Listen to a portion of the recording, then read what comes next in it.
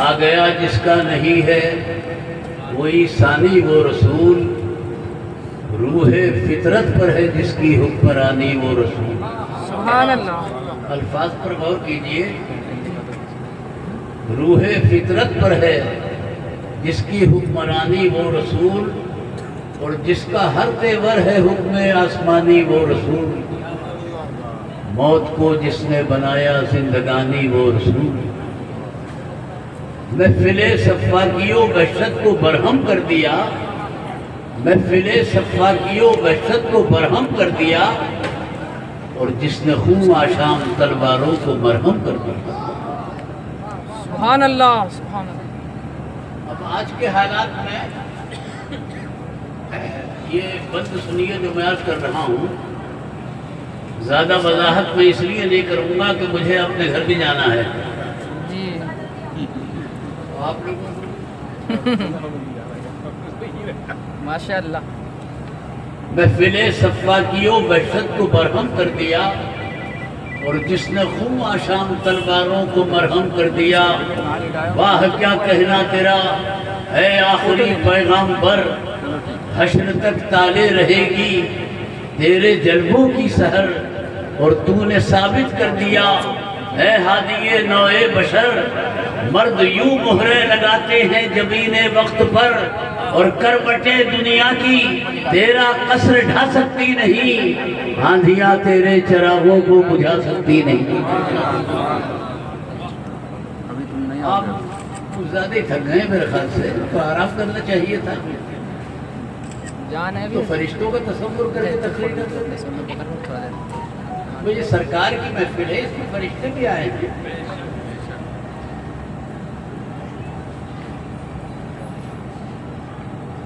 منبر پر تشریف فرما حضرات علماء کرام، مشائخ اعظام، معزز سامعین، محترم خواتین، اب تک کا پروگرام انتہائی کامیاب رہا۔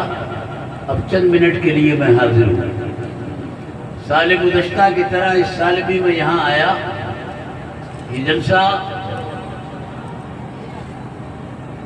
جس شان سے ہوتا تھا اسی شان سے اس سال بھی ہے۔ وہی منتظمین ہیں، وہی رونق ہے، وہی زیب و زینت ہے، کسی بات کی کوئی کمی نہیں ہے، مگر کمی ہے تو حضرت مولانا یعقوب علی قادری کی کمی ہے۔ جی بالکل۔ اور اس کمی کا احساس مجھے کو نہیں ہے بلکہ دلی کے ہزاروں مسلمانوں کو۔ یہ مسجد جو آپ کے سامنے ہے، یہاں 35-40 سال انہوں نے امامت فرمائی ہے۔ جب اس کی تاریخ لکھی جائے گی تو مولانا یعقوب کا تذکرہ ضرور ہوگا۔ مولانا یعقوب صاحب علیہ الرحمہ ایک باعمل عالم تھے، صاحب کردار انسان تھے۔ ایسے لوگ روز روز پیدا نہیں ہوتے ہیں، برسوں کی الٹ پھیر کے بعد قوم کو میسر آتے ہیں۔ ڈاکٹر اقبال نے ایسے ہی لوگوں کے لیے کہا تھا کہ ہزاروں سال نرگس اپنی بے نوری پر روتی ہے، بڑی مشکل سے ہوتا ہے چمن میں دیدور پیدا۔ آپ کی خاموشی بتا رہی ہے کہ آپ میری بات میں جھوٹ سمجھ رہے ہیں، اس سے زیادہ تو آپ کو معلومات ہے۔ آج وہ نظروں کے سامنے نہیں ہے مگر دل میں تو موجود ہیں۔ جی ارے بعض لوگ دنیا میں رہ کر بھی دل میں نہیں رہتے، بے شک۔ بعض دنیا سے چلے جاتے ہیں مگر دلوں سے نہیں جاتے۔ جی تھوڑا سا آپ حضرات کے ساتھ نہیں کریں، یہ بڑا نازک وقت ہے، اس وقت تقریر سنی نہیں جاتی ہے بلکہ برداشت کی جاتی ہے۔ اللہ قوت برداشت عطا فرمائے۔ ارے بابا، دلوں میں رہنا ہی اصل ہے، وہ دل میں ہے، وہ دل میں رہے گے۔ ان کی یاد کو ہم سے کوئی نہیں چھین سکتا، وہ بھولنے کی نہیں یاد رکھنے کی چیز ہے۔ ان کی ذات میں ایسے اخلاقی نمونوں کی بہتات تھی کہ جن پر انسانیت ہمیشہ فخر کرے۔ بے شک۔ موت ان کو آئی ہے، ان کی شرافت یا پرہیزگاری کو تھوڑی آئی ہے۔ انسان مرتا ہے، انسانیت نہیں مرتی۔ جی بات انسان کی مت کرو، انسانیت کی کرو۔ انسانیت کی کرو۔ واہ ڈاکٹر اقبال نے مسلمان کو مخاطب کر کے کہا ہے، یہ شعر موت سے تعلق رکھتا ہے، بھائی صاحب تشریف لیجیے، سب کو موت ایک دن آنی ہے، آپ تو موت کا فکر سن کے جانے لگے۔ ارے بابا ڈاکٹر اقبال کا شعر سنیے اور اپنی اردو کو ٹھیک کیجیے۔ ہاں اس میں ہمارا نہیں ہے، آپ کو قصور ہے۔ ڈاکٹر کہتا ہے مسلمان سے کہ فرشتہ موت کا چھوتا ہے وہ بدن تیرا، فرشتہ موت کا چھوتا ہے وہ بدن تیرا، تیرے وجود کے مرکز سے دور رہتا ہے۔ یہ وجود کا مرکز کیا ہے؟ یہ انسان کا مال یا جمال یا اس کی دولت یا اس کی بلڈنگ اور عمارت یا اس کی ظاہری شان و شوکت نہیں ہے۔ انسان کے وجود کا مرکز اس کی سچائی، اس کی پرہیزگاری ہے، اس کی شرافت ہے، اس کی ایمانداری ہے۔ یہ وہ چیزیں ہیں کہ اس پر موت کا بھی اثر نہیں، مرنے کے بعد بھی قبر اور حشر میں ساتھ دی۔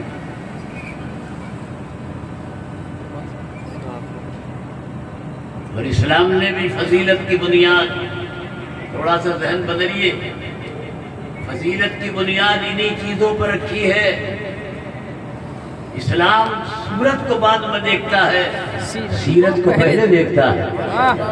یہاں رنگ نہیں دیکھے جاتے ہیں، یہاں رنگ نہیں دیکھے جاتے، صاف صاف کہنے کا عادی ہوں کتنے ہی خوبصورت بن جاؤ، اگر 3 دن بخار آ گیا تو گھر والے بھی نہیں پہچانیں گے۔ جی صحیح بات۔ یہاں صورتیں نہیں چلتی ہیں، یہاں تو سیرت چلتی ہے۔ یہاں رنگ نہیں دیکھا جاتا ہے، یہاں ڈھنگ دیکھا جاتا ہے، یہاں کسی کی ذات نہیں دیکھی جاتی ہے بلکہ اس کی بات دیکھی جاتی ہے۔ اسلام کے اس معیار پر جو بھی پورا اترا اسے عزت ملی، جو پورا نہیں اترا وہ عزت سے محروم رہا۔ ابو جہل عرب کا سردار ہو کر اس معیار پر پورا نہیں اترا تو ٹھوکر مار دیا گیا، اور بلال جو حبش کا رہنے والا تھا مگر چمکتا ہوا دل رکھتا تھا۔ سبحان اللہ، مسلمانوں نے سر کا تھا۔ سبحان اللہ، سبحان اللہ، سبحان اللہ۔ کی عادت ہے کہ شعروں پہ داد دیتے ہو، آپ ترنم پہ داد دیتے ہو، اور جس کو ترنم نہیں آتا ہے تو کیا اسے مر جانا چاہیے؟ اسے دنیا میں رہنے کا حق نہیں ہے۔ حق ہے۔ یہ کیا عادت بنا رکھی ہے آپ نے؟ یہ سب زبردستی کی دال ہم کو نہیں چلتی ہے۔ سبحان اللہ، سبحان اللہ۔ مت کیجیے آپ۔ میں کیا کہہ رہا ہوں آپ سے؟ وہ سنیے، کیا ہے اسلام کا معیار؟ ذرا عبرت حاصل کرو۔ فیاض صاحب، ابو جہل مثلاً نذیر عرب ہو کر بھی ذلیل و خوار، اور آمنہ کا لال ٹوٹی چٹائی پر بیٹھ کر بھی کونین کا تاجدار۔ بے شک، سبحان اللہ، سبحان اللہ، حق ہے، حق ہے، سبحان اللہ۔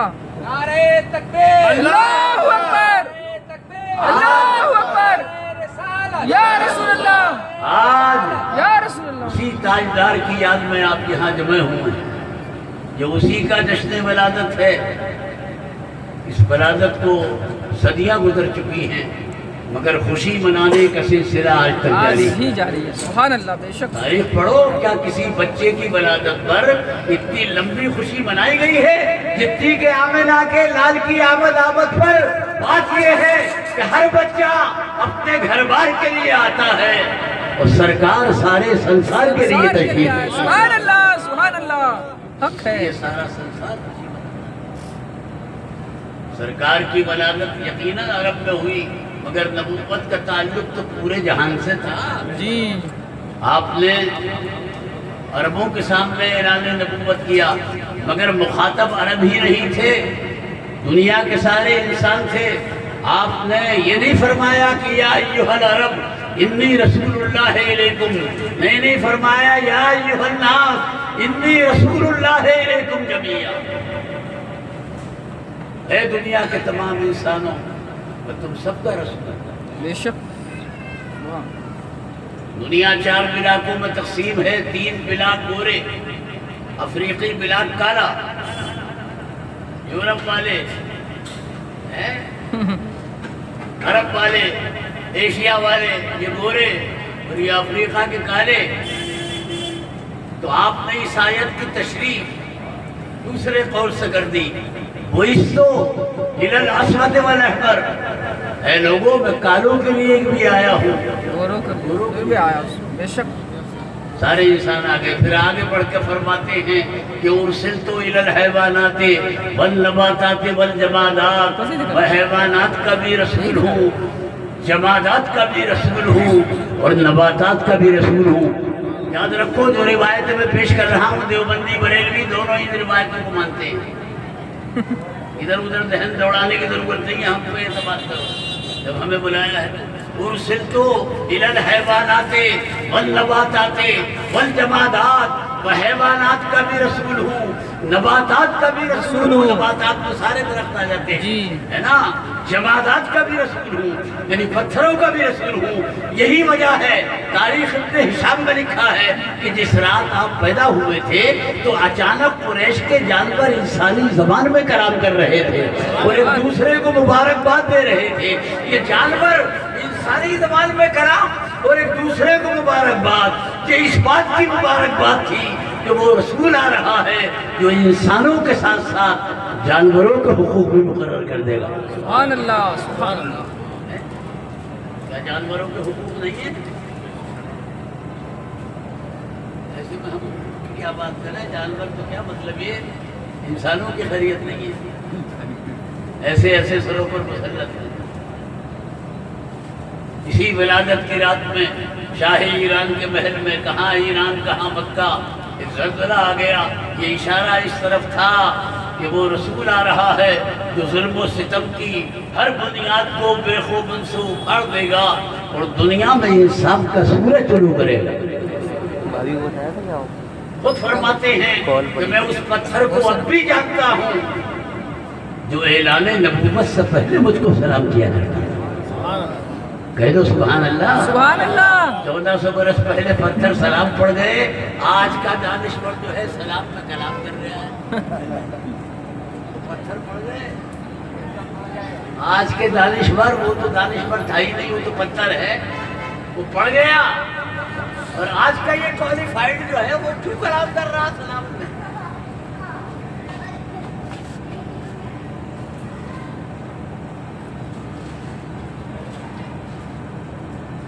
40 برس تک سرکار خاموش رہے، ولادت کے بعد پھر اعلان نبوت کیا۔ اور صاف صاف الفاظ میں عرض کر رہا ہوں، بالکل آسان زبان ہے نا، آپ سب جانتے ہیں کہ اس اعلان نبوت سے پہلے آپ کا کسی سے اختلاف نہیں تھا۔ جیسے ہی نبوت کا اعلان کیا، اختلاف شروع، دشمنی شروع، یہاں تک کہ آپ کا اور آپ کے صحابہ کا گھر سے نکلنا دشوار۔ ایسا کیا کہہ دیا تھا آپ نے؟ آپ نے دراصل ایک خدا کی بات رکھی، اور یہ لاتعداد معبودوں کے ماننے والے یہ خدا پر کیا اکتفا کرتے؟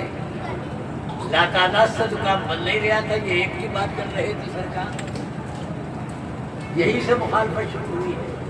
قولوا لا الہ الا اللہ تفلحوا، لا الہ الا اللہ کہو لوگو، جس نے پیدا کیا ہے اس کو پوجو، کامیاب ہو جاؤ گے۔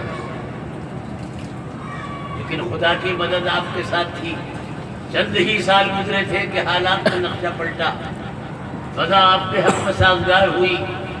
جو گالیاں دیتے تھے وہ دعائیں دے رہے تھے، جو پتھر پھینکتے تھے وہ پھولوں کی بارش کر رہے تھے، جن کی تشنگی خون نبوت کے سوا کسی چیز سے بجھ نہیں سکتی تھی، وہ آپ پر ضرور و سرار پڑ رہے۔ یہ انقلاب کیسے آ گیا؟ یہ دشمن دوست کیسے ہو گئے؟ اب یہ ولادت کا جلسہ سرکار کی سیرت بیان کرنی چاہیے، اور علماء نے یہی سیرت بیان کی۔ یہ کیسے دشمن دوست بن گئے؟ یہ انقلاب کیسے آ گیا؟ تو یہاں 3 چیزیں کام کر رہی تھی۔ ایک تو اسلام کی خوبیاں، دوسرے سرکار کا حسن اخلاق، اور تیسرے وہ معجزات جسے دیکھ کر اہل عرب سمجھ گئے تھے کہ محمد تنہا نہیں ہے، ان کا خدا ان کے ساتھ ہے اور اپنی قدرتیں ان کے ہاتھوں سے صادر کرا رہا ہے۔ سبحان اللہ، بے شک، سبحان اللہ۔ چاند کا ٹکڑے ہونا، اس پر کسی فرقے کو اختلاف نہیں ہے۔ چاند ٹکڑے ہوا جی ایسا لگ رہا ہے مشورہ کر کے جواب دو گے؟ نہیں، ارے بابا ہوا کہ نہیں ہوا؟ ہوا ہوا۔ یہ انگلیوں سے پانی جاری ہوا کہ نہیں ہوا؟ ہوا۔ یہ پتھروں سے سلام کی آوازیں آئی کہ نہیں آئی؟ آئی۔ یہ کھاری کنویں لعاب دہن سے میٹھے ہوئے کہ نہیں ہوئے؟ یہ سنگریزے مٹھی میں آئے تو تسبیح پڑی کہ نہیں پڑی؟ یہ سب اہل عرب دیکھ رہے تھے۔ زیادہ پریشان کرو گے یہاں سے اتر کے نیچے آ جاؤں گا واہ واہ، اور وہاں کھڑے ہو کے تمہاری خدمت کروں گا۔ 40 سال سے اسی لائن میں ہوں، تم سے ہار ماننے والا نہیں ہوں۔ جی جی، سبحان اللہ، سبحان اللہ، کرنا ہے مولانا یعقوب کی روح کو خوش کرنا ہے۔ سبحان اللہ، سبحان اللہ۔ نہیں ہے تو ان کی روحانیت تو ہے۔ جی جی، سبحان اللہ، سبحان اللہ۔ محدث دہلوی رحمت اللہ تعالیٰ علیہ کے آستانے کے سجادہ نشین تو ہیں، یہ مولانا کی یادگار ہیں۔ وہ جن سے محبت کرتے تھے ہم ان سے محبت کرتے ہیں، بے شک، وہ آپ سے کرتے ہیں ہم آپ سے کرتے ہیں۔ جی جی، سبحان اللہ، محبت کا جواب محبت سے نہ دو، محبت، یاد جانا۔ سبحان اللہ، مگر ہم تو کرتے ہیں۔ بے شک حق ہے۔ میں مرتبہ سرکار جنگل میں تھے، ایک بدو آ گیا وہ اسرائیل، تو اس نے کہا کہ صاحب آپ کی نبوت کی گواہی کون دے رہا ہے؟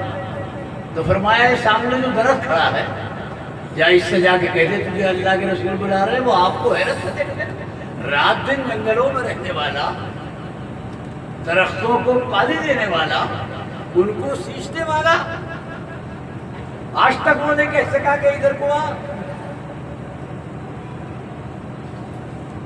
آپ فرما رہے ہیں کہتے جا کے،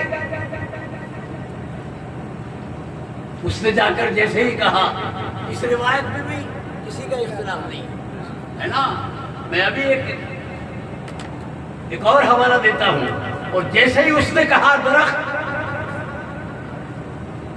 دائیں بائیں جھکا، اپنی جڑ کو چھوڑا اور انسانوں کی طرح چلتے ہوئے آپ کے سامنے آ کر کھڑا ہوا، اور اس نے نبوت کی گواہی ایک بار نہیں 3 بار دی۔ فرمایا جہاں سے آیا وہیں جا کر کھڑا ہوا۔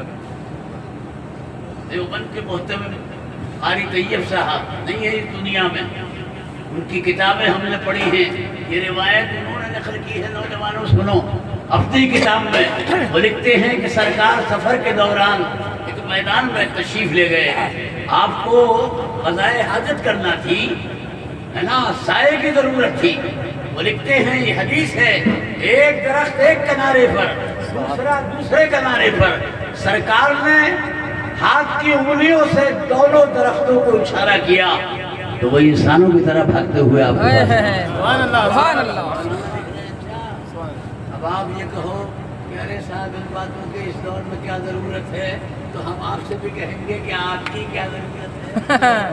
کیا بات ہے، آبادی بڑھ گئی ہے، اگر آپ ہی نہ ہوتے ارے برقاتی صاحب، قیامت ٹوٹ پڑتی۔ برقاتی صاحب میک نیچے کر دی، میک نیچے۔ نہیں کوئی ادھر ادھر ہونا ہے مجھے، اور آپ کا امتحان لینا ہے کہ میری یہ آواز جی آپ تک پہنچ رہی ہے کہ نہیں پہنچ رہی ہے؟ پہنچ رہی ہے، پہنچ جی بھر رہی جائے ہے۔ تو کہہ دینا مولانا معاف کرو۔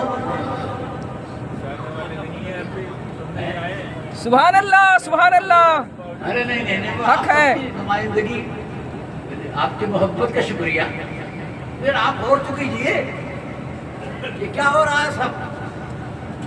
اور اس کے بعد جب حاجت پوری کر لی، فرمایا جہاں سے آیا وہیں جا کر کھڑے ہو جاؤ، پھر انسانوں کی طرح چلے گئے۔ فرماتے ہیں کہ ارسلت الی الحیوانات والنباتات والجمادات،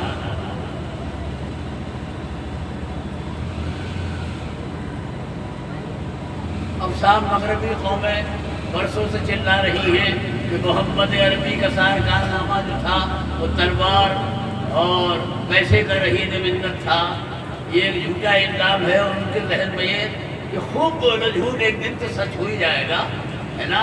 تو ابھی تک تو سچ ہوا نہیں ہے، اور نہ ہو سکتا ہے کہ سب جھوٹ ہے، تاریخ اس کا ساتھ نہیں دیتی۔ آپ مجھے بتاؤ کہ جس پیغمبر کے گھر میں 2 مہینے چولہا نہ جلتا ہو، جو خود اور جس کے صحابہ فاقے سے پیٹ پر پتھر باندھتے ہوئے، اگر پیسہ ہوتا تو یہ تکلیف کیوں اٹھاتے؟ بولو۔ اور جہاں تک تلوار کی بات ہے، یہ الزام میں جھوٹ ہے، تلوار آپ کے ہاتھ میں نہیں تھی، آپ کے مخالفوں کے ہاتھ میں تھی، حمزہ کے ہاتھ میں تھی، خالد کے ہاتھ میں تھی، عمر ابن خطاب کے ہاتھ میں، مگر سیرت کی کتابیں اٹھا کر پڑھو، اس میں لکھا ہے کہ یہ ان کی تلواریں اخلاق رسول کے سامنے بیکار ہو گئی، اور یہ لوگ تلوار پھینک کر ہمیشہ کے لیے آپ کے غلام۔ سبحان اللہ، سبحان اللہ۔ سلمان کا بچہ جانتا ہے، حضرت عمر تلوار لے کر آپ کا سر اڑانا جا رہے تھے، جی آخر راستے میں ارادہ کیوں بدلا؟ میں آپ کو پوچھتا ہوں، کیوں بدلا؟ کون سا عمر کو روکنے والا؟ بات یہ ہے کہ تلوار سے سر اڑانے کا ارادہ، مگر اپنی بہن کے یہاں قرآن کی چند آیتیں سن لی، دل پر لگی، آنکھیں اشکبار ہو گئی، وہ تلوار پھینک کر اسی کے قدموں پہ جا کے سر جھکا دیا کہ جس کا سر اڑانے جا رہے تھے۔ جی یہ ہے قرآن۔ ایک صاحب مجھ سے پوچھ رہے تھے، ہم بھی پڑھتے ہیں قرآن تو عمر نے بھی پڑھا، ان پہ اثر نہیں ہوا، اثر ہوا ہم پہ کیوں نہیں ہوتا؟ بلکہ انہوں نے سمجھ کر پڑھا، تم سمجھ کر پڑھ ہی نہیں رہے، تم تو ثواب کے لیے،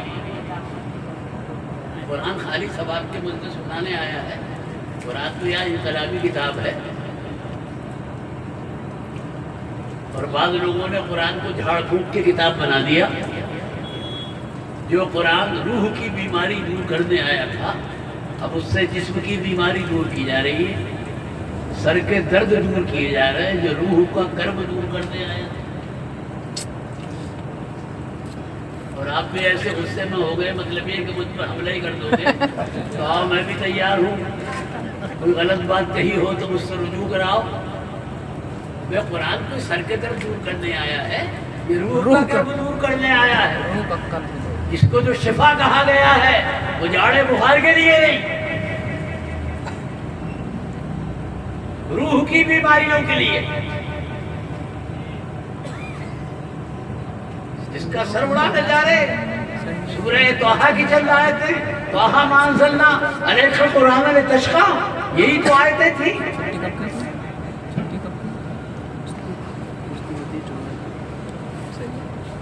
قرآن نے ان کو بدلا، انہوں نے پوری دنیا کو بدل دیا۔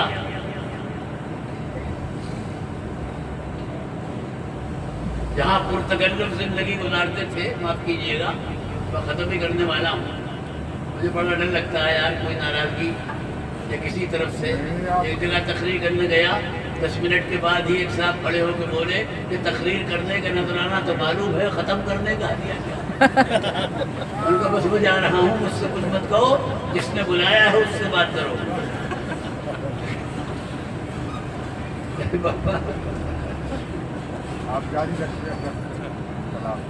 اچھا صاحب ٹھیک ہے، تلوار تلوار تلوار تلوار تلوار کان بن گئے۔ یہ حبشے کا بادشاہ نجاشی، اسے کس نے تلوار دکھائی تھی؟ یہ تو سمندر پار تھا، سرکار تو مکے میں تھے، اسے کس نے تلوار دکھائی کہ اسلام قبول کیا؟ اور اسی کی نماز جنازہ سرکار نے غائبانہ مدینے میں پڑھی۔ اگر تاریخ کا کوئی اسٹوڈنٹ آپ سے یہ پوچھے تو کون خوش نصیب مسلمان ہے کہ سرکار نے جس کی نماز غائبانہ پڑھی، تو آپ کہیے وہ مکے کا کوئی مسلمان نہیں تھا، وہ حبشے کا بادشاہ تھا جس نے اپنے تخت پر بیٹھ کر اسلام قبول کیا تھا۔ اور سرکار کو جب اس کے وصال کا علم ہوا، سبحان اللہ سبحان اللہ، تو مدینہ منورہ میں اس کی غائبانہ نماز پڑھی آپ نے۔ بات یہ ہے کہ حضرت جعفر طیار جو ایک مہاجر اور ایک مسافر کی حیثیت سے اس کے دربار میں گئے تھے، وہ کیا تلوار دکھا سکتے تھے؟ اور اس کے پاس تلواروں کی کیا کمی تھی بابا؟ طاقت کی کیا کمی تھی؟ اس نے صرف یہ کہا تھا کہ ہم عیسیٰ کے ماننے والے ہیں اور حضرت عیسیٰ پر انجیل نازل ہوئی ہے، تم مسلمان محمد کو اپنا پیغمبر مانتے ہو تو بتاؤ ان پر کیا کلام نازل ہو رہا ہے؟ تو جعفر طیار نے کہا کہ ان پر قرآن نازل ہو رہا ہے۔ تو بادشاہ نے کہا تو قرآن کی کچھ آیتیں پڑھ کر سناؤ۔ اور جب انہوں نے سورہ مریم کی تلاوت کی کہ وَاذْكُرْ فِي الْكِتَابِ مَرْيَمَ إِذِ انتَبَذَتْ مِنْ أَهْلِهَا مَكَانًا شَرْقِيًّا فَاتَّخَذَتْ مِنْ دُونِهَا حِجَابًا فَأَرْسَلْنَا إِلَيْهَا رُوحَنَا فَتَمَثَّلَ لَهَا بَشَرًا سَوِيًّا۔ سناتے سناتے جب اس آیت پر پہنچے جعفر طیار قال إِنِّي عبد الله آتاني الكتاب وجعلني نبيا وجعلني مباركا أوصاني بالصلاة والزكاة ما دمت حيا۔ آپ تو کہہ دو سبحان اللہ، سبحان اللہ، سبحان اللہ، حق ہے، حق ہے۔ تو میں نے ختم کر دی، میری بات پر کہو، بولو، سمجھو، ہاتھ پھیل لیا اور جس آیت کو پڑھ لیا اس کے خلاف ہی عمل۔ وبالوالدین احسانا یہی پڑھ رہا ہے، سمجھ رہا ہے، ثواب مل رہا ہے۔ والدین کے ساتھ اچھا سلوک کرو، بس پڑھ لیا، سلوک برا کر رہا ہے، یہ قرآن کے ساتھ ہو رہا۔ یہ آیت سننے کے بعد بادشاہ زور زور سے رونے لگا، اس کے درباری زور زور سے رونے لگے، اور جو جملے اس نے کہے وہ سنیے۔ اس نے کہا کہ مجھے اس کلام سے، یہ قرآن سے انجیل کی خوشبو آ رہی ہے، ایسا لگتا ہے کہ یہ دونوں کلام ایک ہی خدا نے نازل کیے ہیں۔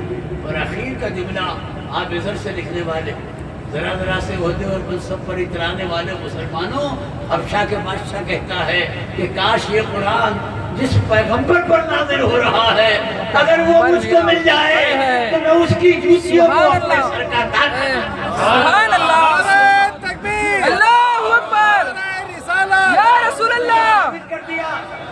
یہ ثابت کر دیا کہ میری بادشاہت ان کی نالین کا مقابلہ نہیں کر سکتی، نالین زیادہ ہے اور بادشاہت کم ہے۔ سبحان اللہ، سبحان اللہ۔ بادشاہت نبوت کے سامنے کیا ہیں؟ یہ تو سب قدموں کی ٹھوکر ہے۔ میں کہتا ہوں کہ اس وقت سب سے بڑی حکومت روم کی حکومت تھی، ہرقل اس کا بادشاہ، قیصر اس کا لقب۔ سرکار مدینے میں کہاں سے تلوار دکھا دی اور نقشہ بھی کس نے کھینچا سرکار کی سیرت کا؟ آپ کے سب سے بڑے دشمن ابو سفیان نے۔ اور جیسے ہی نقشہ کھینچا تو یہ بادشاہ ہزاروں کلومیٹر کے دوری پر تڑپ اٹھا اور اس نے کہا کہ مجھے تو ایسا لگتا ہے یہ وہی پیغمبر ہیں کہ جن کی خبر عیسیٰ ابن مریم نے دی ہے۔ وہ کہنے لگا جہاں میں بیٹھا ہوں ملک شام میں تھا، وہاں اسی پیغمبر کا قبضہ ہو جائے گا۔ اور اس نے کہا کہ کاش، اگر یہ بخاری کی روایت ہے کہ کاش وہ پیغمبر اگر مجھ کو مل جائیں تو میں ان کے قدموں کو دھو کر پھیر دوں۔ سبحان اللہ، سبحان اللہ۔ اس نے بھی ثابت کر دیا میری بادشاہت محمد عربی کے قدموں کی دھوبن کا مقابلہ نہیں کر سکتی۔ جس کے قدموں کا دھوبن ہے آب حیات، جس کے قدموں کا دھوبن ہے آب حیات، اس سلال حلاوت میں لاکھوں سلام، سبحان اللہ۔ مسلمان والے بھی ہم صاف کہتے ہیں، ہم کسی کی تلوار دیکھ کر مسلمان نہیں ہوئے، ہم تو غریب نواز کا کردار دیکھ کر مسلمان ہوئے۔ سبحان اللہ، اور ہم سبحان سمجھ گئے کہ آنے والا ایسا ہے تو بھیجنے والا کیسا ہوگا؟ آنے والا معین الدین ہے تو یقیناً بھیجنے والا رحمت للعالمین ہے۔ سبحان اللہ، سبحان اللہ،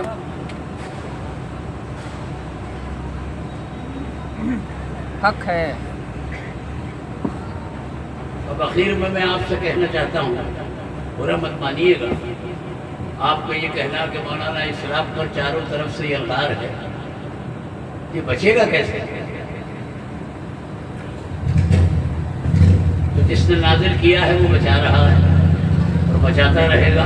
جی، یہ کہنا کہ اسلام 1400 برس پرانا غلط، اس کا سلسلہ تو زمانے آدم سے چلا ہے۔ تمام پیغمبروں کا مذہب یہی اسلام ہے، سرکار کے ہاتھوں اس کی تکمیل ہوئی اور اس کے بعد اس کا نظام جو تھا علماء اور اولیاء کے سپرد کر دیا. اب علماء اور اولیاء اس کا نظام چلا رہے ہیں. عالم ظاہر کی اصلاح کرتے ہیں، اولیاء باطن کو چمکاتے ہیں. عالم پڑھاتے ہیں، اولیاء پلاتے ہیں. عالم زبان سے بتاتے ہیں، اولیاء نگاہوں سے دکھاتے ہیں. تو آپ اس فکر کو چھوڑیے کہ اسلام کا کیا ہوگا. نہیں، آپ اسلام سے فائدہ اٹھائیے، اس کو زندگی میں نافذ کیجئے، اس کا نمونہ بن کر دکھا دیجئے. دنیا تو خود ہی پکار اٹھے گی کہ جب امتی ایسا ہے تو پیغمبر کیسا ہے. سبحان اللہ، سبحان اللہ. آپ کا کام دیکھیے، برابر مانیے، آپ کا کام سوائے اس کے کچھ نہیں ہے کہ آپ اپنے کردار و عمل سے اسلام کا تعارف کراؤ. بے شک. بدنامی اسلام کی ہماری وجہ سے ہے. انہیں اعتبار الفت جو نہ ہو سکا ابھی تک، میں سمجھ گیا یقیناً ابھی مجھ میں کچھ کمی ہے. ہم دوسرے کو دوش کیوں دیں؟ جو کمی ہماری ہے. نماز ایک وقت کی نہیں، زکوٰۃ کے نام پر ایک پیسہ نہیں. اسلام کا کیا ہوگا؟ تیرا کیا ہوگا؟ جی تو بتا. صحیح بات ہے. تو آجا اسلام کی چھتر چھایا میں خدا اسلام کی حفاظت کر رہا ہے تو تیری بھی کرے. بے شک، سبحان اللہ، بے شک. حق ہے. ڈھونڈنے گھرنے کی ضرورت نہیں ہے. اچھا ہاں، حضرت عیسیٰ علیہ السلام نے فرمایا تھا کہ درخت اپنے پھل سے پہچانا جاتا ہے. اس ارشاد کا مطلب یہ ہے کہ ہر بڑے کی پہچان چھوٹا کراتا ہے، درخت کی پہچان پھل کراتا ہے، باپ کی پہچان بیٹا کراتا ہے، استاد کی پہچان شاگرد کراتا ہے، پیر کی پہچان مرید کراتا ہے، گرو کی پہچان چیلا کراتا ہے، امام کی پہچان مقتدی کراتا ہے، اور نبی کی پہچان امتی کراتا ہے. سبحان اللہ. امتی وہ ہے کہ جسے دیکھ کر نبی یاد آئے، جس کے اخلاق کو دیکھ کر نبی کا اخلاق یاد آئے، جس کی سیرت کو دیکھ کر نبی کی سیرت یاد آئے. اب آج کے نوجوانوں کو دیکھ کر اب اگر امیتابھ بچن یاد آئے یا عامر خان یا سلمان خان یا شاہ رخ خان یاد آئے تو ٹوٹ پڑنے کا مقام. آجا آجا ادھر تو آجا، کیا بات کر مجھ سے. ارے کس کا غلام ہے؟ کس کا امتی ہے؟ تجھے دیکھ کر تو خالد ابن ولید یاد آئے، صلاح الدین ایوبی یاد آئے، تاریخ ابن زیاد یاد آئے، سندھ کا وہ قاسم یاد آئے کہ جس کے چہرے کو دیکھ کر سندھ کے ہندوؤں نے کہا تھا کہ یہ چہرہ جھوٹے کا نہیں ہے، یہ سچے کا ہے، یہ رد نہیں کیا جائے گا بلکہ اس کو قبول کیا. سبحان اللہ، سبحان اللہ. اس کے لیے کیا ہے یار مولانا برکاتی صاحب، لوگوں کو جوشیلی تقریر میں مزہ آتا ہے نا. اسرائیل میں کہاں مزہ آ رہا کہ مزہ نہیں آ رہا. مزے کے لیے آیا ہے، مطلب یہ کہ زندگی بدلنے کے لیے آیا ہے. زندگی بدلنے کے لیے. سرکار کی ولادت کا جلسہ کچھ لے کر جا کہ ہم لے کے جا رہے ہیں تبرک. بیگ بھی تقسیم ہو گئے، جو میں دے رہا ہوں اس کو بھی لے کے جا. مولانا حامد رضا بریلوی کا ایک واقعہ میں سناتا ہوں. امتی وہ ہے جو نبی کا تعارف کرائے. یہ فاضل بریلوی کے بڑے بیٹے بہت خوبصورت عالم دین تھے. کبھی کبھی بریلی کے بازاروں میں گزرتے تھے تو چہرے پر نقاب ڈال لیا کرتے تھے.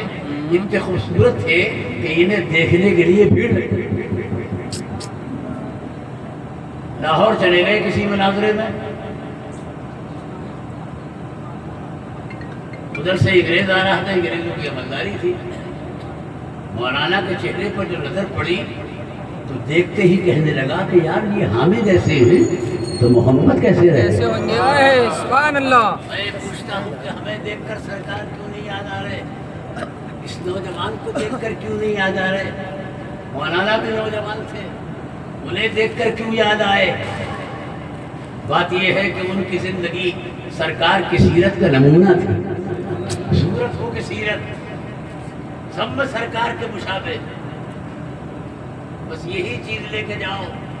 آپ کا کام سوائے اس کے کچھ نہیں ہے کہ آپ اپنے کردار و عمل سے اب تو پیغمبر کا تعارف کراؤ، پیغمبر جو دین لے کے آئے اسلام، اس کا تعارف کراؤ۔ کوئی بچانے والا نہیں ہے اسلام کو۔ اسلام انسانیت کی ضرورت ہے، انسان ہے تو اسلام بھی۔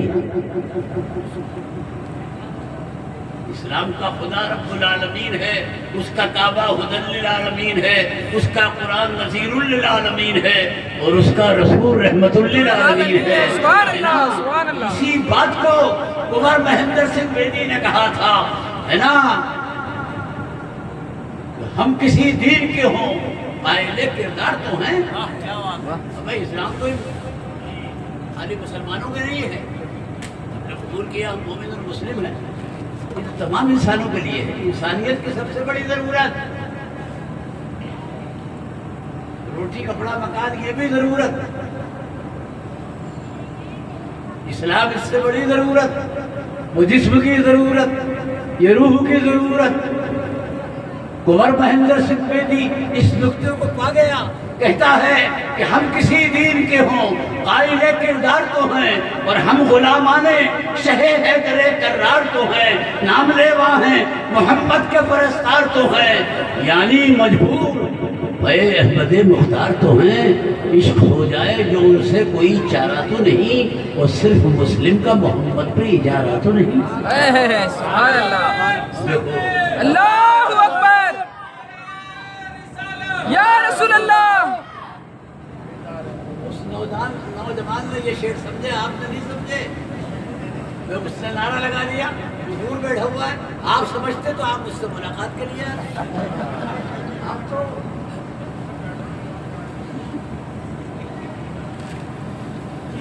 کتنی اچھی بات کہی اس نے، ہے نا، عشق ہو جائے جو ان سے کوئی چارہ تو نہیں، اور صرف مسلم کا محمد پہ اجارہ تو نہیں۔ اور آگے چل کے کہتا ہے کہ یا رسول اللہ، تو ہر دور کے انسان کا ہر تیر کا ہے، کم کبھی بھی تیری توقیر نہ ہونے دیں گے، اور ہم سلامت ہیں زمانے میں تو انشاءاللہ تجھ کو ایک قوم کی جاگیر نہ ہونے دیں گے۔ ہم کب کہتے ہیں وہ ہماری جاگیر ہے؟ خدا نے تو یہ فرمایا، تمہار صلی اللہ کے اللہ رحمت للعالمین، اے محبوب ہم نے آپ کو عرب ہی کے لیے نہیں، تمام عالموں کے لیے رحمت بنایا۔ بے شک، سبحان اللہ، سبحان اللہ۔ آپ اجازت دو 2-4 منٹ اور بڑھاؤں؟ جی جی بالکل، مشورہ کر لو 5 منٹ، مشورے میں بڑی برکت ہے۔ ارے بڑھوں آگے؟ جی جی، سرکار یوں تو سب کے لیے رحمت، مگر آپ کی رحمت کا خاص حصہ نسل انسانی کے کمزور طبقوں کو ملا۔ دنیا نے جنہیں ٹکرایا تھا، سرکار نے سب سے پہلے انہیں گلے لگا، گلا لگایا تھا۔ بے شک، عرب میں 3 برادریاں کمتر اور ذلیل سمجھی جا رہی تھی، ایک غلاموں کی برادری، ایک کالے لوگوں کی برادری، اور ایک بیواؤں کی برادری۔ کوئی بیوہ عورت سے شادی نہیں کرتا تھا، وہ یہ سمجھتا تھا پہلا شوہر جو مرا ہے اس کی نحوست سے مرا ہے، اگر میں اس کو اپنے گھر میں لے آیا یہ مجھے بھی چلتا ہے۔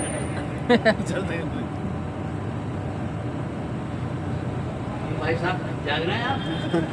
ارے یار مجھے اصل میں 2 کام کرنے پڑتے ہیں، میرا لفافہ ڈبل ہونا چاہیے، میں سناتا بھی ہوں اور جگاتا بھی ہوں۔ یہ اداس راہ منزل، یہ میری شکست پائی۔ سبحان اللہ، سبحان اللہ۔ یہ برکاتی ہے اور جو بھی ہیں مجھے معاف کریں۔ یہ اداس راہ منزل، یہ میری شکست پائی، میں تو تھک کے بیٹھ جاتا، میری یاد کام آئی۔ سبحان اللہ، سبحان اللہ۔ واہ واہ، سبحان یہ اللہ۔ اداس راہ منزل، یہ میری شکست پائی، میں تو تھک کے بیٹھ جاتا، تیری یاد کام آئی۔ اور آج کے حالات میں یہ شعر سنیے، یا رسول اللہ تیری شم حق نما میں ہے وہ زور رہنمائی۔ ہائے ہائے، پہلے دوسرے پر بھی داد دے دو تو ناجائز تھوڑی ہو جائے گا۔ تیری شم حق نما میں ہے وہ زور کہ ہزار آندھیوں میں نہ بجھی نہ جھل ملا. سبحان اللہ سبحان اللہ سبحان اللہ سبحان اللہ حق ہے. نہ بجھی نہ جھل ملا. اور آپ بڑے اچھے سامعین ہیں, آپ کو دیکھ رہا ہوں تو شعر یاد آنا شروع ہو گئے. ہم ایک گاؤں میں تقریر کرنے گیا تھا ابھی پچھلے سال, پتہ نہیں کیسے سامعین تھے کہ شعر تو شعر تقریر یاد نہیں آ. کہ ہزار آندھیوں میں نہ بجھی نہ جھل ملا. یہ مطلب سنیے شب معراج کا تصور. سر عرش تھی گوارا کسے کب تیری جدائی. یہ آپ کے لیے نہیں آئی, یہ ہمارے لیے آئی. مشین میں تیل پڑے گا تبھی چلے گی. سر عرش تھی گوارا کسے کب تیری جدائی. نہ کلی کی آنکھ جھپکی نہ گلوں کو نیند آئی. سبحان اللہ سبحان اللہ واہ سبحان اللہ حق ہے حق ہے. اللہ اکبر یا رسول اللہ زندہ باد زندہ باد. سید اختر کہہ دو یار, پورا نام لینا. سر عرش تھی گوارا کسے کب تیری جدائی. نہ کلی کی آنکھ جھپکی سبحان اللہ سبحان اللہ. نہ کلی کی آنکھ جھپکی. اب شعر ملاحظہ فرمائیے کہ وہی کالی کملی والا وہ عرب کا رہنے والا. سبحان اللہ. وہی کالی کملی والا وہ عرب کا رہنے والا. جہاں چل کے رک گیا ہے وہیں رک گئی خدائی. وہی کالی کملی والا وہ عرب کا رہنے والا. جہاں چل کے رک گیا ہے وہی رک گئی خدائی. اور یہ آپ سب کی طرف سے وہ خدائے بندہ پرور میرے جرم بخش دے گا. ہر آدمی یہ تصور کرے وہ خدائے بندہ پرور میرے جرم بخش دے گا. سر حشر جب میں دوں گا تیرے نام کی دعائی. سبحان اللہ سبحان اللہ اللہ اکبر یا رسول اللہ زندہ باد. وہ خدائے بندہ پرور میرے جرم بخش دے گا. سر حشر جب میں دوں گا تیرے نام کی دعائی. یا رسول اللہ یا حبیب اللہ علیہ السلام. میں شکستہ حال راہی تو چراغ راہ منزل.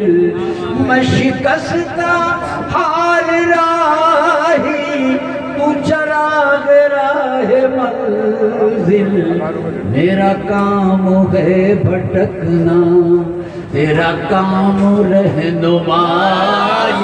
سبحان اللہ سبحان اللہ. بس اتنی بات سن لیجئے کہ سرکار کی رحمت کا خاص سب کو ملا, خاص حصہ سماج کے کمزور طبقے کو ملا. میں نے بتایا یہ بے مائیں, یہ کالے لوگ, یہ غلام لوگ, ان کے ساتھ اچھا سلوک نہیں تھا. سب سے پہلا نکاح خود بھی ذہن میں رکھے, بچوں کو بتائیں, عورتوں کو بتائیں, ہے نا. عورتوں کو یار دینی باتیں بتایا کرو اچھا گھر میں, تو خیریت رہے گی آپ کی. ہاں کچھ شوہر خطرے میں چلنا ہے, گھر کا ماحول ہاں باہر ہی وقت گزارنا ہے, اندر جانے کے نہیں ہے. ہاں سب گھومتا ہوں, ایسا نہیں ہے ملک ہی میں نہیں, بیرون ملک بھی. گھر کا ماحول دینی بناؤ یار. حضرت خدیجۃ الکبریٰ ایک بیوہ عورت، ان سے نکاح کر کے قیامت تک کے لیے بیواؤں کی عظمت میں چار چاند ہی نہیں لگائے. ایک بیوہ عورت کو قیامت تک آنے والے مسلمانوں کی ماں بنا دیا. سبحان اللہ، سبحان اللہ، بے شک. نبی امت کا باپ، نبی کی بیوی امت کی ماں، وہ سب سے پہلی وہی جو غار حرا میں آئی. سرکار نے اس کا ذکر انہی سے کیا، اور جب یہ جملہ فرمایا کہ لقد خشیت علی نفسی، اے خدیجہ جو کام میرے سپرد کیا گیا ہے مجھے اپنی جان کا خوف ہے، میں برائیاں مٹاؤں گا جو میری جان کے طرف. تو جو جملے بخاری کی روایت پڑھو کہ بخاری شریف کیا ہے یہ تو پڑھو، جو جملے کہے ہیں وہ آج تک زندہ. ٹھارس بنائی اپنے شوہر کی. ایسی ہوتی ہیں عورتیں جو شوہروں کو ہمت بڑھاتی ہے، حوصلہ بڑھاتی ہے. اسی وجہ سے امام غزالی نے کہا تھا، یہ امت کے بہت بڑے مجدد ہیں، کہ ہر عورت اسلام کی گود میں پلی ہے، اور خدیجہ وہ ہے کہ جس کی گود میں اسلام پلا. کیا کہو سبحان اللہ. اور کالوں کو نوازا تو گورے ان کی قسمتوں پر رش کرنے لگے کہ کاش ہم بھی کالے ہوتے اور خدا کا رسول ہم کو بھی نوازتا. یہ کعبے کی چھت پر فتح مکہ کے موقع پر بلال سے اذان پڑھوانا اس لیے نہیں تھا کہ بلال کی آواز بلند ہے، آواز اور صحابہ کی بلند تھی. دراصل یہ اذان نہیں تھی، یہ اس بات کا اعلان تھا کہ اسلام صورت کو نہیں سیرت کو دیکھتا ہے، رنگ کو نہیں ڈھنگ کو دیکھتا ہے. جہاں خاندان نہیں ایمان دیکھے جاتے. کیا سمجھے آپ؟ زیادہ خاموش رہو گے تقریر اور سخت کر دوں گا. ہاں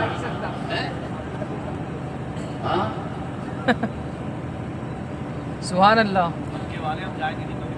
ہاں ہارے صاحب بہت پکے ہیں، مطلب یہ میں کچا آدمی. اب آئیے غلاموں کی بات کیجئے. خرید و فروخت جاری. اس رسم کو سرکار ہی نے بٹایا، مگر اس زمانے میں یہ رسم جاری تھی. سرکار کے پاس بھی یہ غلام سے جن کا نام حضرت زید ہے، کیا عزت دی ہے خدا کی قسم. سرکار نے ان کو اپنا بیٹا بھی بنایا. اگر یہ کوئی پوچھے آپ سے وہ کون خوش نصیب آدمی ہے کہ عرب کی سرزمین پر سرکار نے کسی کو بیٹا بنایا، تو آپ کہیے کہ حضرت زید کو بنایا ہے نا. اسامہ انہی کے لڑکے تھے. اور جہاں ابو بکر کو ایمان کا شرف حاصل ہوا، حضرت علی کو حاصل ہوا، وہاں سب سے پہلے پڑھ کر حضرت زید کو بھی حاصل ہوا. اور ایک خاص بات علماء بیٹھے ہے نا، اگر میں غلطی کروں گا یہ مجھے معاف کرنے والی نہیں ہے. یہاں کوئی دیر ویر نہیں ہے، یہاں بہت کام جلتا. قرآن میں صحابہ کا ذکر ہے، خاص طور سے خلفائے راشدین کے فضائل، مگر نام کے ساتھ نہیں ہے. اگر نام کے ساتھ کسی صحابی کا ذکر ہے تو وہ 22 پارے میں حضرت زید کا ذکر ہے. یہ معمولی بات ہے یار. غلام کو عزت نہیں. ابھی مزہ نہیں آیا. آئے گا ابھی. جائے گا کہاں بچ کے. فلما قضا زید منہا وطرن زوجنا کہا. پھوپھی ذات بہن کا نکاح ان کے ساتھ. دراصل یہ دور دراز علاقے کے رہنے والے تھے. چوروں نے انہیں چرا لیا اور مکے کے بازار میں بیچ دیا. اس زمانے میں چوری ترقی کر گئی تھی، انسان چرا لیے جاتے تھے. اور آج اور زیادہ ترقی کر گئی ہے. پہلے چوری رات میں ہوتی تھی، اب دن میں بیگ لوٹے جا رہے ہیں. اس لیے کہ بشیر بدر کہہ گیا، اب پتہ نہیں زندہ ہے کہ مر گیا، کہ رات کا انتظار کون کرے، آج کے دن میں کیا نہیں. تو انہوں نے کہا یہی کام شروع کر دو. اتفاق سے حکیم ابن حزام نے ان کو خریدا اور اپنی عزیز ترین قریب ترین خدیجۃ الکبریٰ کو ہبہ کر دیا. اور جب سرکار کی شادی ہوئی، آپ کی عمر شریف 40-25 وہ حضرت خدیجہ کی 40 ہے نا، وہ حوالہ عقد میں آئیں تو دولہا دلہن ایک دوسرے کو تحفہ بھی دیتے ہیں، جائز ہے۔ تو خدیجۃ الکبریٰ نے تحفے میں حضرت زید کو پیش کیا، یہ بڑا نیک ہے، وفادار ہے، حضور اس کو قبول کریں۔ اور جب سرکار نے اعلان نبوت کیا تو جہاں حضرت ابوبکر، حضرت علی، حضرت بلال، وہاں ان کو بھی شرف حاصل ہوا۔ یہ بھی سابقین اولین میں، سابقین اولین وہ صحابہ ہے تو سرکار پر سب سے پہلے ایمان لائے، ان کا مرتبہ بھی زیادہ ہے چاہے ان کی ظاہری حیثیت کچھ بھی ہو۔ اب زید کے جو ماں باپ تھے وہ ان کو تلاش کرتے رہے، جب یہ نہ ملے تو وہ یہ سوچ کر گھر بیٹھ گئے کہ ہمارا بیٹا زید اب اس دنیا میں نہیں ہے، کام آ گیا۔ مگر کسی نے ایک دن صبح خوشخبری سنائی کہ حارثہ ان کے باپ کا نام تھا، حارثہ تمہارا بیٹا زید تو زندہ ہے۔ کہاں زندہ ہے؟ کہا مکے میں نے دیکھا۔ کہا کس کے پاس دیکھا؟ کہا محمد نام کے ایک شخص کے پاس دیکھا۔ اس وقت سرکار نے اعلان نبوت نہیں کیا، مگر سرکار مشہور تھے اور آپ کی امانت اور صداقت پر۔ بس وہ اپنے بھائی کو لے کر مکے آ گئے۔ عجیب منظر تھا، سرکار کے برابر میں زید بیٹھے ہیں، باپ آ گیا، چچا آ گیا، ہے نا۔ انہوں نے جیسے ہی اپنے بیٹے زید کو دیکھا، آنسو نروس، داڑھی آنسو سے تر ہو گئی۔ انہوں نے کہا، حارثہ نے، اے محمد، یہ زید میرا بیٹا ہے، اسے چرا لیا گیا تھا، آپ کے پاس پہنچ گیا، اس پر جو بھی پیسہ خرچ ہوا ہے وہ آپ مجھ سے لے لیجئے اور مجھے اسے دے دیجئے۔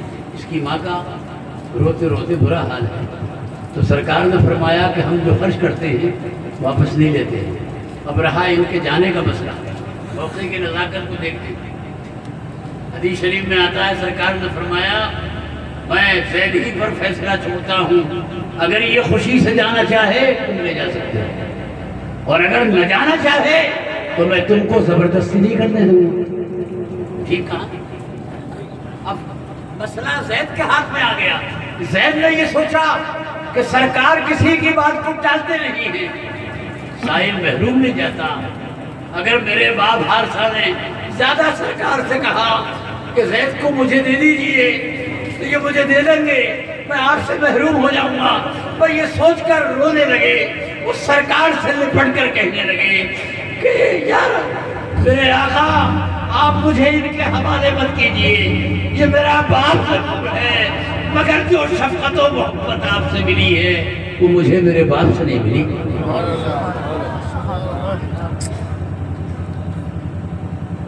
تو زید نے ایک جملہ، باپ نے ایک جملہ کہا، زید سوچ لو اگر ان کے پاس رہو گے غلام بن کر رہو گے، غلامی کا رواج تھا، ہمارے پاس جاؤ گے تو آزاد رہو گے۔ تو اس وقت زید نے کہا تھا کہ ان کی غلامی تمہاری آزادی سے بہتر ہے۔ سبحان اللہ۔ حفیظ اسی کو کہتا ہے کہ محمد کی غلامی ہے سند آزاد ہونے کی، خدا کے دامن توحید میں آباد۔ سبحان اللہ، سبحان اللہ۔ حارثہ یہ کہہ کر چلا گیا، ٹھیک ہے میرا بیٹا آپ کے پاس رہنا چاہتا ہے، میں مطمئن ہوں یہ خیریت سے رہے گا۔ وہ چلے گئے، لیکن سرکار کو اس بات کا احساس ہوا کہ اس زید نے میری خاطر اپنے باپ کو چھوڑ دیا۔ ہاتھ پکڑا، حرم کعبہ میں لائے، اہل مکہ کو جمع کر کے کہا کہ اس زید نے میری خاطر اپنے باپ کو چھوڑا ہے، اب تک یہ زید ابن حارثہ کہلاتا تھا، اب میں اسے اپنا بیٹا بناتا ہوں، آج سے اس کو زید ابن حارثہ مت کہنا بلکہ زید بن محمد کہنا۔ سبحان اللہ۔ جب تک بھی کہ نہ تھے تو کوئی پوچھتا نہ تھا، تم نے خرید کر ہمیں انمول۔ سبحان اللہ۔ سبحان اللہ۔ اب میں آپ سے کہتا ہوں، کہنے والے کہتے ہیں صاحب محمد عربی تو عرب کے تھے، ہم تو ایشیا کے رہنے والے ہیں، یا ہم یورپ کے رہنے والے ہیں، یا ہم افریقہ کے رہنے والے ہیں، ہے نا، ہم ان کی بات کیوں مانے، وہ عرب کے اور ہم یہاں بابا خواہ مخواہ کی باتیں میں لوگ وہ ہیں جو جغرافیائی حدود میں چکر کاٹتے رہتے ہیں، ذہن بالکل تنگ ہیں، ان میں کہ دماغ میں کوئی وسعت نہیں ہے۔ میں کہتا ہوں کہ سرکار کو کہیں تو پیدا ہونا تھا، عرب میں پیدا ہو گئے، دیکھنا یہ ہے کہ ان کی تعلیم جو ہے صرف عربوں کے لیے ہے یا پوری دنیا کے لیے؟ پوری دنیا کے لیے. یہاں غور کرو. ہم جانتے ہیں کیسے کیسے سوالات آ رہے ہیں. ہمارا نوجوان غافل ہے. ہم کیوں مانیں ان کی صاحب؟ ہم یہاں کے وہ وہاں کے. ابھی تو ہمیں دیکھنا یہ ہے کہ ان کی تعلیم صرف عربوں کے کام آئے گی یا آ رہی ہے کہ تمہارے کام بھی. میں کہتا ہوں 1400 برس سے سرکار کی تعلیم سب کے کام آ رہی ہے. ہاں آج دنیا میں قسم کھا کر کہتا ہوں، نوٹ کیجئے، رپورٹ کیجئے، دنیا میں جہاں کہیں سچائی ہے، انصاف ہے، بھائی چارہ ہے، آپسی میل ملاپ ہے، یہ صرف سرکار کی تعلیم کا نتیجہ ہے. شک. آپ اس کے مبلغ بنیے. اگر آپ نے تو سارا کام یار ہم مولوی کو چھوڑ دیا، گزارا مشکل ہو رہا ہے، تو ساری دنیا کا بوجھ ہم اٹھا رہے ہیں. میں ایک امام جس کو 7,000 روپے ملنا ہے، وہ کیا کر سکتا ہے؟ سب کچھ تو آپ کی طرف ہے، آپ ذمہ داری محسوس کریں. اچھا چلیے ہم مان لیتے ہیں وہ صاحب عرب کے، ہم یہاں کے، ہمیں کیا. تو کبھی ہواؤں پر غور کیا کہ یہ ہوائیں کہاں سے آتی ہیں؟ ان کا مرکز کیا ہے؟ یہ روشنی کہاں سے، یہ پانی کہاں سے، اور آپ اس کا استعمال کر رہے ہیں. یہ ہواؤں کا مرکز کیا ہے؟ سرکار کا مرکز تو خیر عرب ہے. یہ ہواؤں کا مرکز کیا ہے؟ کہاں ہے؟ روشنی کا کہاں ہے؟ پانی کا کہاں ہے؟ اور آپ ان کا استعمال کر رہے ہیں. آپ بغیر پانی اور ہوا کے زندہ نہیں رہ سکتے. تو سید اختر کہتا ہے کہ بغیر پانی اور ہوا کے آپ 1 منٹ زندہ نہیں رہ سکتے. تو تعلیم رسول کے بغیر بھی آپ کو کوئی کامیابی ملنے والی نہیں. یاد رکھنا، جب تک دنیا محمد عربی کی بولی بولے گی نہیں، دنیا میں امن قائم ہونے والا ہے. آخر میں امروہہ کے ایک شاعر کے 3 بند پیش کر کے تقریر ختم کرتا ہوں. وہ کہتے ہیں کہ نہ کرتے کہکشاں پر وہ جو اپنی رہگزر پیدا، تو کیسے آج ہو سکتا تھا یہ ذوق سفر. انہی کی تربیت نے ذہن انسان کو جلا بخشی، انہی کی علم نے کی دولت فکر و نظر پیدا. یہ تعلیم محمد مصطفیٰ ہی کا نتیجہ ہے کہ اب ہوتے ہیں دنیا میں ہزاروں دیدور پیدا، مگر دانشورانے عصر حاضر کو یہ سمجھا دو کہ تم کر لو اگرچہ لاکھ ارباب نظر پیدا. مسائل اہل عالم کے کبھی حل ہو نہیں سکتے، نہ ہوگا تم کو دین مصطفیٰ سے رفت اگر پیدا. ضروری ہے کہ محبوب خدا کی پیروی کیجئے، نہیں تو ظلمتوں میں ہو نہیں سکتی سحر پیدا. السلام علیکم.